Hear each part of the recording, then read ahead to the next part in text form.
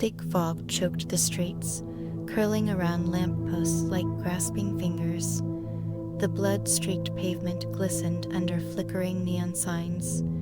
Somewhere in the distance, a siren wailed, a broken, dying thing swallowed by the night. The air reeked of copper, rot, and something deeper, something wrong. A figure moved through the ruined cityscape, breath shallow, movements calculated. Lena Hayes had seen enough death for a lifetime, but Raccoon City had redefined terror. Every shadow was alive, every noise a harbinger of something worse.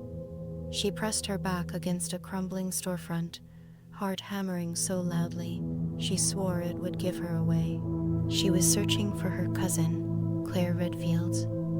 An anonymous tip had reached her days ago. Claire was back in Raccoon City, hidden somewhere in the ruins. It made no sense, yet the message had been clear. Lena couldn't ignore it. Family meant everything. Then, the sound. Wet, shuffling footsteps. A grotesque symphony of decay and hunger. She gritted her teeth and inched forward, eyes darting between the overturned cars and the bodies half devoured in the gutters. The creatures had found her once before, but she had survived. Barely. A grotesque shape stumbled into the dim glow of a dying street lamp. Its head lolled at an unnatural angle, mouth yawning wide, skin sloughing from bone. Lena exhaled slowly. One of them, alone. She took a step, but the thing's head snapped up. Empty, milky eyes locked onto hers. Then came the guttural moan, the cry that would bring more. The alley to her right yawned open, black and bottomless. She sprinted, her boots splashing through shallow pools of filth. The city groaned around her, metal screeching, glass shattering in the unseen distance. It was alive, starving, waiting, watching. The streets were a labyrinth of abandoned cars, shattered shop windows, and bodies twisted in grotesque poses of death. Lena ducked into a convenience store, its aisles overturned and drenched in blood. Shelves had been picked clean, save for scattered remnants of old, expired food. She took a step forward. A sudden crash sent her heart slamming into her ribs. A toppled shelf, movement behind the counter. A low gurgle rose from the shadows. Lena didn't wait. She darted between aisles, skirting past scattered cans and shattered glass.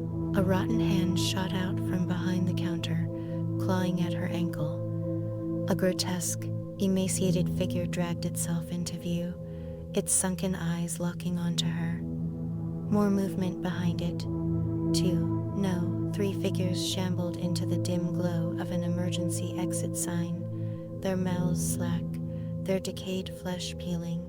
Lena bolted. She crashed through the front door, the broken glass slicing at her arms as she stumbled onto the sidewalk. The moans behind her grew into a cacophony, the dead surging forward. She sprinted, vaulting over an abandoned motorcycle and dodging outstretched arms that reached from the shadows of overturned cars. A deafening shriek cut through the night, a sound unlike any human or undead. Lena skidded to a stop, eyes darting wildly. From the darkness of a collapsed building, a figure emerged. It was hunched, grotesque, its limbs too long, its eyes glowing like dying embers. A hunter. Lena's breath hitched. She had heard about them. Monstrosities created to kill with surgical precision. And it had found her. The creature coiled, muscles tensing. Then it leapt. Lena barely rolled out of the way as it crashed into the pavement where she had stood.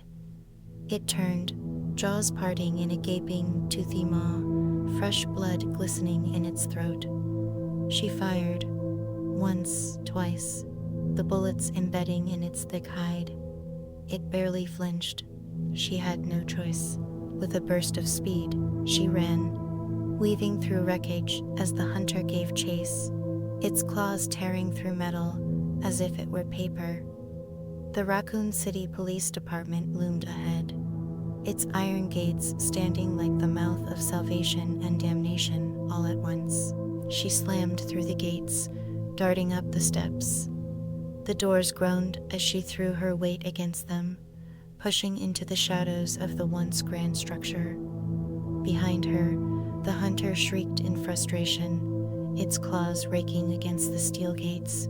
Lena collapsed against the cool marble floor, sucking in ragged breaths. She had made it, but the nightmare had only just begun. A flickering emergency light bathed the marble floors in a sickly glow. Desks overturned, blood smeared across papers. This place had been abandoned in chaos, but there were signs of movement. A half-eaten ration pack, a still warm flashlight. Someone had been here, maybe still was. A distant clang. Metal on metal. Lena spun, gun raised, but nothing moved. Yet, a chill crept up her spine. Something was watching her. She could feel it. A presence, unseen, slinking through the darkness, keeping to the edges of her vision. Every step she took, it felt closer. The feeling of eyes burrowing into her back made her skin crawl, but she saw nothing when she turned. She pressed on, through the dim corridors lined with missing person posters. Claire's name wasn't among them, but that meant nothing. Then, a sound. Something wet and skittering. Lena's breath stilled in her chest. A licker. She turned her head slowly, and there it was, crawling along the ceiling, its exposed brain glistening in the faint light, its long, sinewy tongue flicking out, tasting the air. Lena's pulse slammed against her ribs as she froze. It hadn't seen her. Not yet. In an abandoned office, she discovered umbrella documentation detailing the secret reconstruction of a mansion deep in the woods. A file hinted at Claire's presence. She had been investigating whispers of a new virus, something beyond the T-virus, something worse. If she had gone there, she was in grave danger. Lena turned and sprinted down the hallway, heart thundering as she reached a stairwell. She had to move, fast. The basement, the tunnels. A trapdoor lay beneath a desk in an old office. Lena pried it open and descended into the dark. The air grew colder, damper, thick with decay. The tunnels stretched endlessly, twisting beneath the city like the veins of something ancient and diseased. At last, she emerged into the woods beyond Raccoon City. The trees loomed like silent sentinels, and at the end of the path stood the mansion, its lights a flickering beacon in the suffocating night, and something watching from the window above. Lena's thoughts raced. Could it be Claire?